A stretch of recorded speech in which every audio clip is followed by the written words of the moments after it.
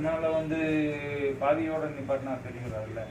இப்ப ஒரு 45 நாள்ல இருந்து 50 நாள் கணக்கு. எந்த எலும்பு உடைஞ்சாலும் சரி, என்ன செஞ்சாலும். இப்ப அவரு என்ன எத்தனை தேதி இருக்காரு பாருங்க, தேதி போட்டு 14ஆம் தேதி 14ஆம் தேதி வந்திருக்காரு. இன்னைக்கு தேதி என்ன, 16, 24, 10, 12 நாள் ஆகுது. 12 நாள்ல கொஞ்சம் வலி இருந்துச்சு, வீக்கம் வந்துருச்சு அப்படின்னா இன்னொரு கட்டில என்ன செய்யும், இதை கொஞ்சம் சுத்தமா வீக்கம் வந்துடும். ஆனா அந்த எலும்பு சேர்றது 45 நாள். எந்த கொம்பாதி கொம்ப வைத்தியம் பார்த்தாலும்